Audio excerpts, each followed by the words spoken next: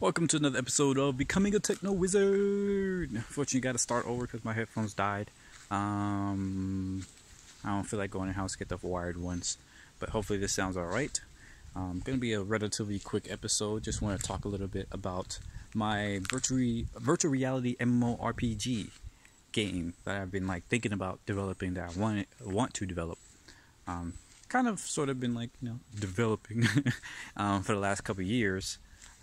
Just from the lore aspect, the world building aspect, because I tried to start learning Unreal and all the Unity and all that stuff, but it's just way above my head, and now I don't even have the hard, I don't have a good computer to run any of that.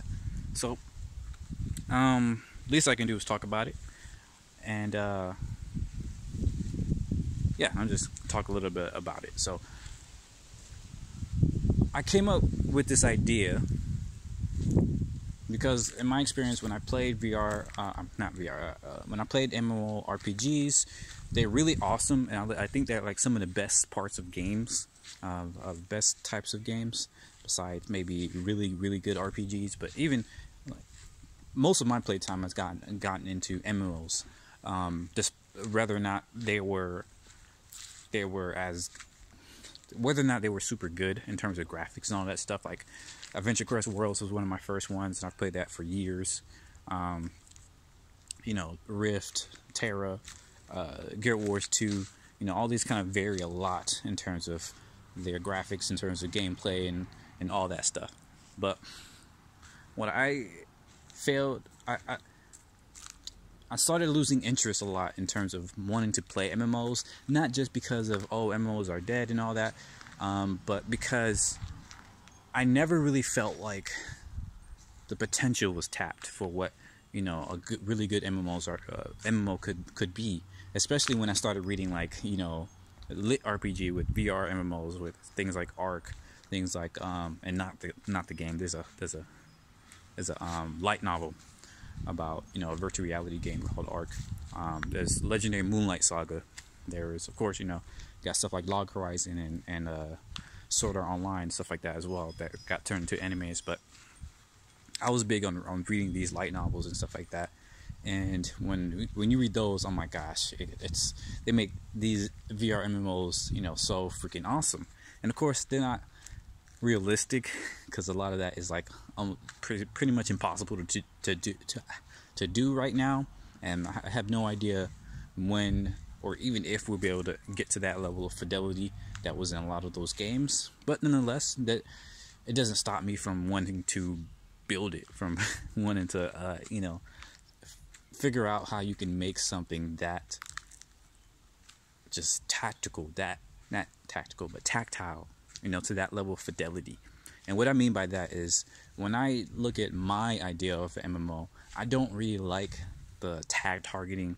I don't even like action, quote unquote action combat, because most of that is not even true action. It's just hack and slash, maybe throwing a dodge, throwing a block, stuff like that. And it's just, it's kind of it's all cosmetic if you think about it. The physics and all that stuff is more of a thing that's baked in rather than a thing that's dynamic. What I want to see is something that's closer to like a voxel type of engine, not like a Minecraft, but like a the kind of what they call it, almost vaporware that they always promise for voxel engines, where you can hit a tree, and then where you hit from that tree gets cut out, and you can keep hitting the tree and it'll fall, not because it was pre-programmed to do that, but because it's just that's the dynamic function of you hitting a thing and taking damage, and the damage that you do is rendered as a visual representation. It's like real life, it's almost simulating what would happen in real life if you take an axe and hit a tree, and of course that is extremely hard to do in an actual game, especially in an MMO where you have to do so much more with networking and all this other stuff. But that doesn't stop me from trying, from thinking about, if you were to make this a realistic game, how would you make it, what would it look like, stuff like that, right? And so for me, I'm a huge into sci-fi, but I don't like I don't like the fact that almost every sci-fi game that's ever created functions by focusing on gunplay. I understand, like, you're in the future, you have guns. Once you have guns, why would you have anything else? But it's kind of boring. We have all these FPS games, we have all these different types of shooter games, and it's just annoying. What I want to see is a sci-fi game that uses science, yet uses technology to the point that it's like indistinguishable from magic. Alright, so with that being said, that's how I came up with my game, in which is based, first of all, is based on an Afrofuturistic standpoint. So it's using lore, it's using kind of gameplay, it's using aesthetics that is totally different from current Western or Eastern, kind of standards for MMOs and for graphics and all that stuff. So that in itself will be something interesting to see. But furthermore, when I think about the combat, if you have a dynamic combat, what should that look like? What is the gameplay mechanics like? So even before I was a designer, I was thinking about it from a design standpoint. By that meaning, I was thinking about it in terms of what problem am I solving, and how does it make people feel when they're playing a game? How does this action really feel? How impactful is it? How adventurous is it? What other types of feelings do you get from doing these sorts of actions? So for the game, I'm not gonna go too much into it, because even though I know it's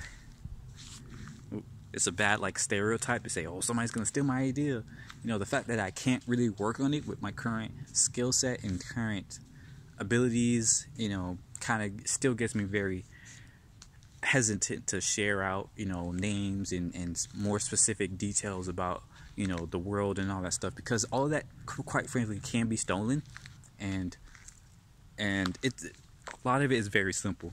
It's super simple ideas, but nobody really does it because it's overlooked, or when they do it, they're thinking about it from their kind of cultural standpoint, not from unique cultural standpoints. And so I feel like once the cat's out of the bag, a lot of people try to do it or copy it. I mean, granted, nobody's even watching this right now, so I can just drop stuff and it kind of be relatively. I mean, I probably would, but in this, yeah, you know what? I should. Just being. What's the term? I don't know. Being silly, I guess. Yeah, but I definitely will, but in another episode, because I want to go, if I'm going to talk about it, I want to go all the way into all the lore, all the stuff that I have, all the, all that stuff. But in terms of, just for this episode, I wanted to talk about the gameplay mechanics and how action combat can be seen as something actually action-packed, right? It's not just hack and slash. It requires a tactical view of how you're fighting an enemy. So, for instance, alright, so with this idea, if you have a voxel base, or I'm not sure realistically what it will be. It doesn't have to be voxel. It could be, I don't know, some new type of engine. But the idea is that when you hit something, that thing, takes damage, right? A piece of it gets removed compared to the strength, how fast you hit, how hard you hit, stuff like that is real life. You take an axe to hit a tree, it makes a sound, it makes a divot in the tree. The tree takes damage. Even your axe kind of takes damage, but all of that is realistic, right? So if you were to make a game around this concept, what would that look like? And to me, it forces you to rearrange how you kind of design games, because now if you have a truly action-based combat, you can't have bullet sponges. So if you in fact, the reason why another reason why I knew I was onto something is because with this idea, you can't really make a shooter game that is super fun. I mean, you can, but it'll be more fun if it's like melee based. It'd be more fun if you have a lot more interesting methods of interacting with your enemy or with your target, you know, in terms of that action, that dynamic action that you're having. So for instance, take your standard, you know, enemy, a goblin or whatever. You know, in a lot of these MMO games, you have something like a goblin. If you hit it, right, in a regular MMO game or in a regular action, so-called quote-unquote action game, you know, once you hit it, the game is pre-programmed to say this goblin has this amount of damage, has this amount of HP. Your weapon does this amount of damage. So when you hit it, you know, it takes just simple subtraction. You know, that amount of damage minus that amount of HP. You know, that's how much total damage you did to the goblin. You hit it enough times, it dies. And there's a lot of logic. There's a lot of kind of pre-baked things in there that makes it seem more realistic.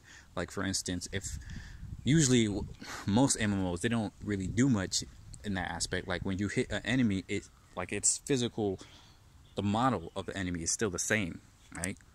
It's only kind of recently, or only for certain types of enemies, like bosses, that you have states, multiple states. So if you hit it below a certain HP, then the model changes and it looks more haggard. It looks like you did damage to it, right? But because these games they all have pre-baked models and stuff like that, the damage that you did to the enemy, to that goblin or whatever, is not realistic. You know, if you hit it in the arm, its arm is not like, it doesn't have a divot in its arm. Now they might have models where if you hit it hard enough, you know, you can slice off its arm or something like that, right? But that's again pre-baked models. They had a model for like they even have like a model for like segments of the body. So if you hit a certain part of the body, and that part of the body takes a certain amount of damage, that part of the body comes off, right? Those are all pre-baked, and it's really clever. It does really well, like Warframe, you know, games like that. It's quite beautiful, not gonna lie, but it's still not as dynamic, it's not realistic as you could be. So what I was thinking is like, okay, how would that change the combat if it's not pre-baked, but it's more, you know, just more dynamic. So I was thinking that means you would have to have a model of it'll make it a lot more difficult, because now instead of having to put in like a number for HP, you would have to put in some type of system for how this being is alive, right, in the digital world. So you would have to put in some type of you know, like a real body. You would put the circulatory system, how it gets the blood in and out and stuff like that. And so if you do damage to a certain part, you know, realistically, you know, that part kind of loses blood, and that it comes coming out from the body. Stuff. Like, you get where I'm going with where I'm going here. But of course that's super difficult, and especially in an MMO, it's almost impossible to do that sort of thing. So I was like, okay, you could simplify it. So instead of having to create a realistic body and simulate all the systems within that body, what if you had an enemy type that has a relatively simple, you know, bodily system? And I was thinking something like an insect, or even a vegetable, right? That's more simpler. That's how I actually started, is like a plant, right? Even though plants are still pretty complicated, you can simplify it to make a more realistic, you know, thing. So when you cut into a plant, right, you just slice that area off. You know, you don't necessarily have to pre-program every single part of the model. If you have like a voxel-based engine or some type of engine like that, you can hit any point of the plant, you know, that part will slice off. And because it's a plant, you know, technically if it's living, if it can move, if that plant can attack, then if you slice up a certain part of the plant, you know, the plant enemy, then it will still move. It will still try to attack you. But if you slice like another part, like the bottom of the plant, you know, it will fall over, and if it can't move, eventually, like it'll decay or something like that, right? So that idea right there kind of changed how I thought you could make enemies, how it changed how the gameplay could function. It changed the type of gameplay loop you would have when fighting NPCs, when fighting mobs. Even if it's a simple like everyday plant, like simple thing that you're fighting, it forces you to kind of think about how you're fighting an enemy. You can't just grind, you just go out and hack and slash things and just mob attacks. You have to hit it in a certain way for it to actually stop. So for instance, once again, you have let's take a simple plant like that right there. You see that tall one right there, right? So what if that thing could walk, right? You have a plant like that walking around. So if you just try to attack it and slice it every which way, you know, if you slice most of the top parts, the leaves and all that stuff, technically it's still functional. And it maybe has some type of whip attack where it attacks you with its body or attacks you with its leaves. That means if you slice off the leaves, it can't attack you with those leaves anymore. You know, so that attack gets a little bit easier to fight. But maybe it has, like, once again, it could whip you with its body, so it can like hit its body and hit you like that. But if you slice, you know, parts of the body up, then it can't hit you like that. Now it's like a short little stub thing, and maybe at that point it'll run away because it can attack you. But if you had went in the beginning and select the bottom of the thing, then it would just fall over. Maybe it can try to use its leaves to move around, but then you slice those leaves up and you just have the huge body kind of wiggling around, you know. So that just fighting that simple enemy gives you far more options than you would if you were fighting like the everyday goblin or even a spider, right? Technically this still will work for a goblin or a spider or anything like that. I'm just trying to get you into the idea of a dynamic enemy, of a voxel based. Again, it doesn't have to be voxel, but voxel is closest to what I can imagine this being. But yeah, to that type of enemy. And yeah, just thinking about that is kind of what I based this entire game on, right? So even if you have like kind of quote unquote grind quests where you walk around, you have to defeat a certain amount of enemies, it will be more fun. Well, at the same time, I don't have those quests. You don't have, at least not just to have them, right? What I also built into this world was a realistic world building process. So for instance, if they tell you to do something, if they tell you to feed them a certain amount of monsters, it's not because it's just a random quest and we had to fill up the world with quests. No, it's because it's gonna help the town. Like literally, like there's like 100 enemies in this area, right? And it's a town 50 yards, not yard, that's not very far, a mile down, right? There's a town, and then a mile down there's 100 enemies, right? Those enemies can spawn, but they will reproduce. You know, they don't spawn just magically out the air. They have to reproduce with each other. And it's just, so there's a bunch of them in the area, you know. And this idea is not new. I know that there's other games that actually started, you know, doing this sort of idea. But anyways, yeah. If you have some enemies, you know, reproducing in the area, that means when they tell you, hey, go eliminate this amount of enemies, and you go eliminate that amount of enemies, that actually helps the community. That it's not just a random quest, it actually helps the community. And then you can take this to the next level that says, if you kill too many, that means you will kill the whole population. Maybe we needed those so we can farm them. Maybe we needed their pelts. Maybe we needed this from them. You know, now that you killed all of them, now the town suffers. So again, this brings in the problem. This brings more realistic problems. It makes your MMO, makes your game feel more alive. Because they did have this, a lot of the, again, this is not a new idea. People had the idea of spawning enemies, and that was a problem, that people would kill all of them, and there would be no more, you know, it would be no fun anymore. But that's because they didn't think deeply enough. They didn't bring that into the gameplay, right? Into the world. And so that's what I want to do with this game. I'm bringing everything into the world, kind of like in Legend of Zelda.